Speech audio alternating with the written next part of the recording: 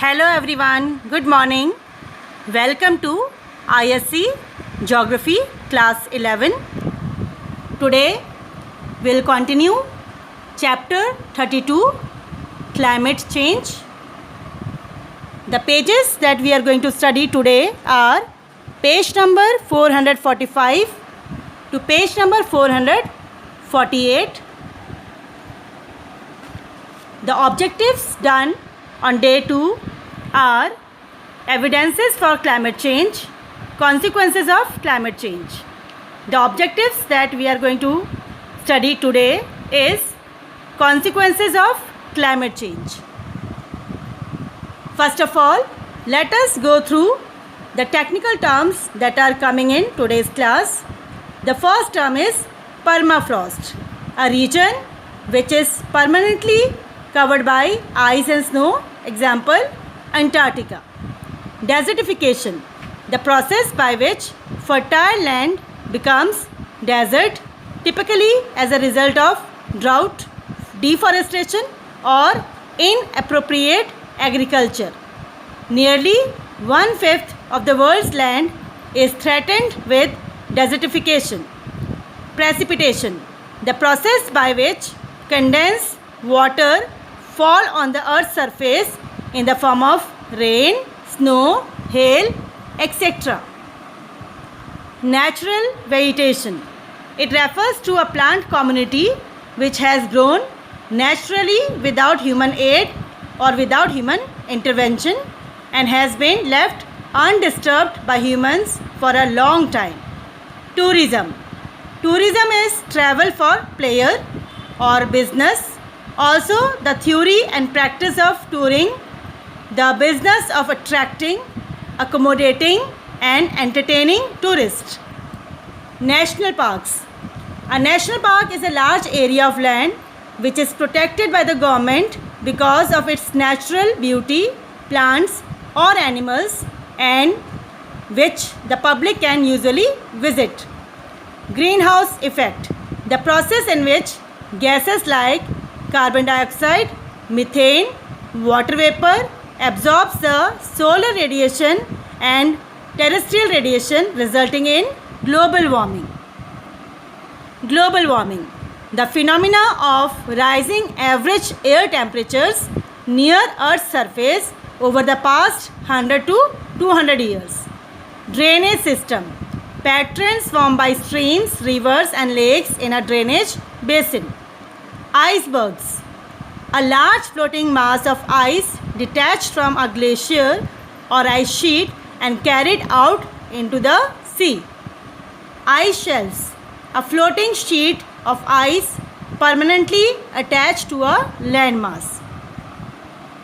Geopolitics, geopolitics is a study of the effects of Earth's geography, both human and physical geography, on politics and international relations. Ozone depletion, gradual thinning of Earth's ozone layer in the upper atmosphere caused by the release of chemical compounds containing gaseous chlorine or bromine from industry and other human activities.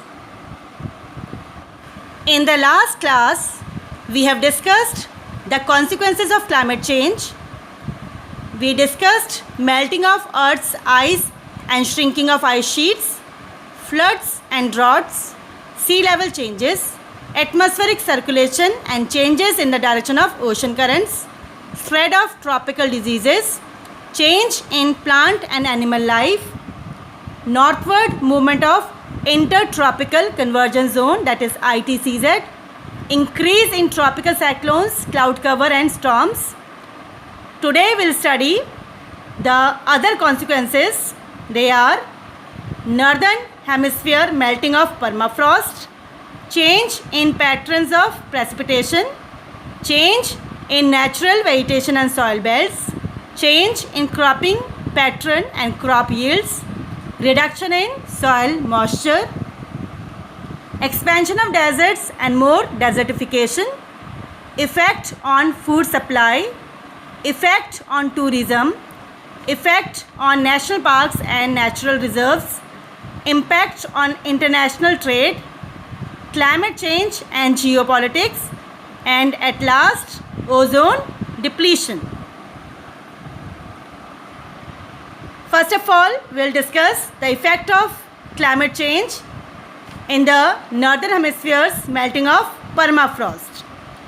Permafrost is melting in Alaska, where the temperature of the layer above the frozen subsoil rose by 3.4 degrees Celsius between late 1980s and 1998 in the North Yukon River.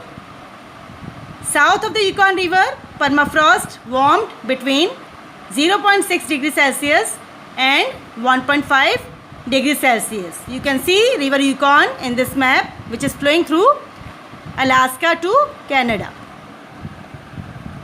Around the base of Mount McKinley or Mount Kinley, large areas of Arctic meadow have turned into a mix of ponds containing water-loving plants and dry meadows. Most of the permafrost melting took place between 1980 and 2000. A similar scene prevails in Siberia. In China, the permafrost is estimated to be melting northward at the rate of about 1.5 kilometers every year. About 20 to 25% of Earth's land area contains permafrost, a large part of which runs the risk of melting due to increase in temperature. Change in patterns of precipitation. As the average temperature of all over the world rises, the precipitation belts will tend to shift polewards. This tendency will be reinforced because of temperature rise will be more near the poles than near the equator. Change in the temperature conditions over the Indian subcontinent and Indian Ocean will affect our monsoon winds also. Due to the higher ocean temperature in the Indian Ocean, the normal movement of cooler air from the sea to hotter land with clouds bearing rain is weakening. This lower contrast between sea and land temperature is responsible for declining monsoon over South Asia. Change in natural vegetation and soil belts. Soils and vegetation have a reciprocal relationship. Fertile soil encourages plant growth by providing plant with nutrients, acting as a water holding tank and serving as the substrate to which plants anchor their roots. In return, vegetation, tree cover and forest prevent soil degradation and desertification by stabilizing the soil, maintaining water and nutrient cycling and reducing water and wind erosion. With changed climate resulting from global warming, the vegetation belts will also change. Since vegetation and soil are closely related to each other, there would be change in the soil belts also. The coniferous forest belt may push northward by about 200 km within 21st century, and the temperate and tropical grassland are expected to behave in the similar way. Change in cropping pattern and crop yields. Each and every crop requires specific climatic conditions such as temperature and rainfall. For example, rice, tea, coffee, sugarcane, etc. are tropical crops and require higher temperature and more rainfall. On the other hand, wheat, sugar beet, mustard, etc. are temperate crops and require lower temperature and lesser amount of rainfall. It is estimated that currently desert areas cover about 34% of the total land area of the earth, which may increase to 36 by the end of 21st century. With global warming, rice cultivation may extend in areas of higher latitudes. Similarly, the wheat belts of Canada and Eurasia may extend further northward. Due to increased concentration of CO2 in the atmosphere, the process of photosynthesis will be stimulated and it will increase crop yield and production. Reduction in soil moisture. As the global temperature rises, there would be higher rate of evaporation and much of the soil moisture will be lost. This will adversely affect the production of crops, particularly those crops which require higher moisture in the soil like rice, jute, tea and coffee. Expansion of deserts and more desertification. As mentioned before, high temperature will cause higher rate of evaporation of moisture content from the soil. Gradually, semi-desert areas surrounding the present deserts will be converted into desert and the extent of desert will increase. It is estimated that currently desert areas cover about 34% of the total land area of the earth, which may increase to 36% by the end of 21st century. Effect on food supply. In North America and certain countries of Northwest Europe, extensive wheat culture is practiced, which is more vulnerable to vagaries of climate. In this table, we can see that how the climate change affects the food production. Here, we have taken the example from India. The temperature affects the rainfall. When the rainfall is normal, means when we have normal monsoons, the production of crop is good. But if the monsoon rainfall is below the normal, means if we have drought, then the production of the crops decreases. So we can compare here the production of rice and wheat in 2002 to 3 and 2003 to 2004. Southern and central grain producing areas are likely to experience hot and dry weather by middle of the century and crop production would be adversely affected. But increase in temperature will benefit large parts of Siberia and North Canada.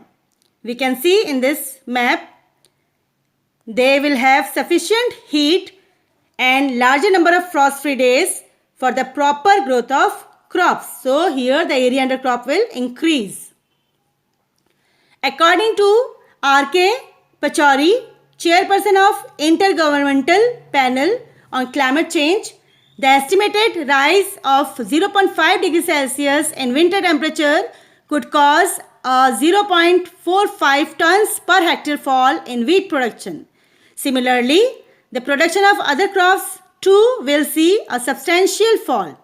Worse still, total agriculture land may not remain suitable for the present crop for too long. Change in climate will make monsoons unprecedented and the rain-fed wheat cultivation in South Asia will suffer in a big way. Total cereal production will go down. In some countries, decline in yield in rain-fed agriculture could be as much as 50%.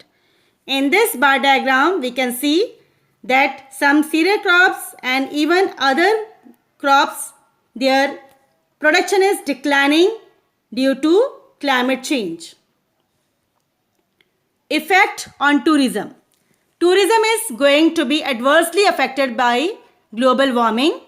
As the sea areas are rising, most of the sea resorts like sea beaches will be submerged under sea water and will cease to places of tourist attraction. Global warming could devastate European ski resorts in the Alps mountain, mainly in Switzerland, and within decades forcing lower latitude resorts to close and treating winter sports which now attract up to 80 million tourists in a year.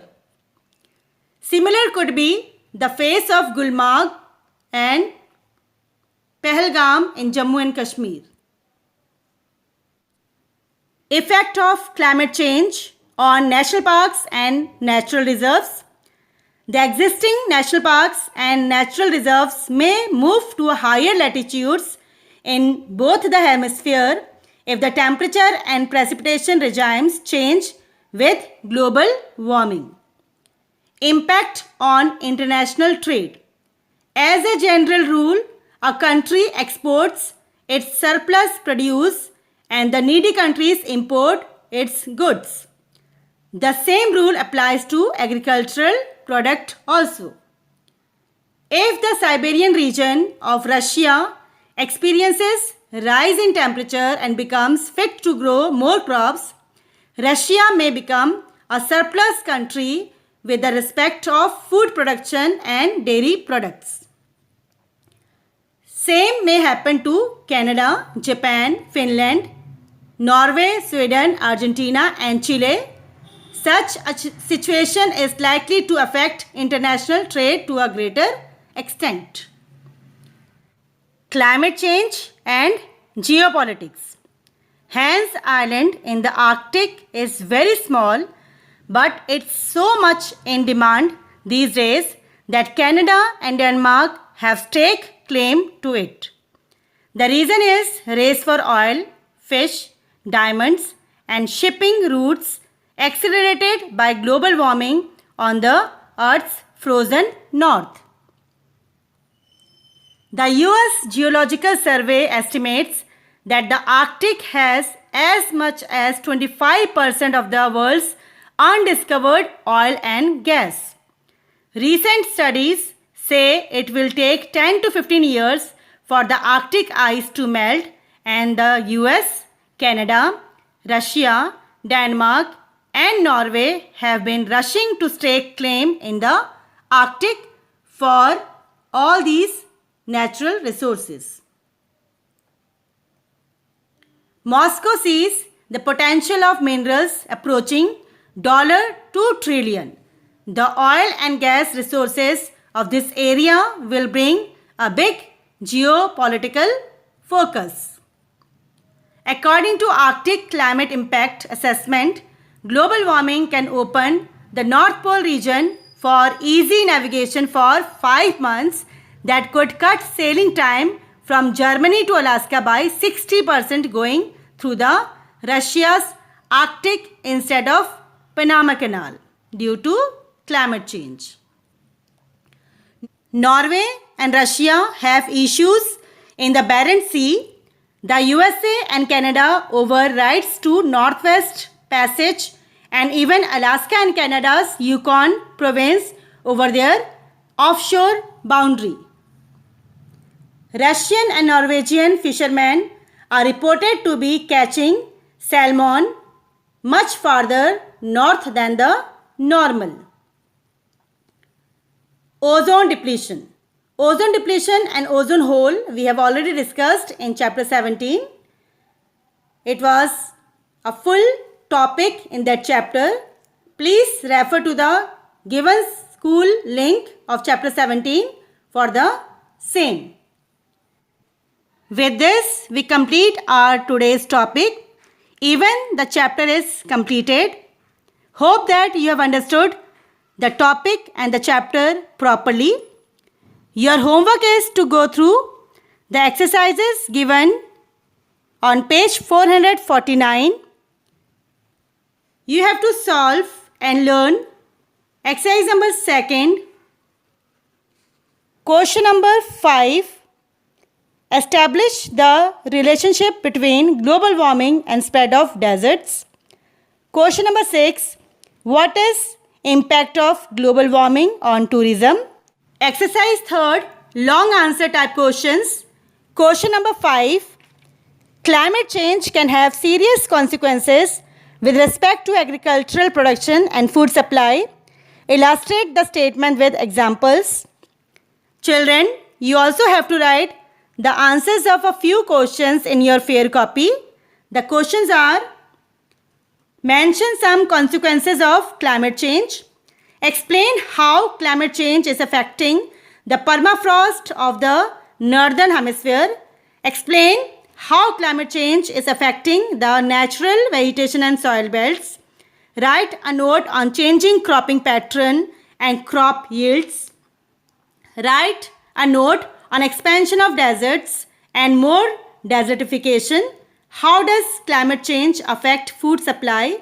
Explain the relationship between climate change and geopolitics. Explain how climate change affects tourism and international trade. Children, you must read the chapter. You must see the school link and YouTube link given in your schedule. We will very soon meet in a new video with a new topic. Till then, take care, be happy and healthy. Thank you.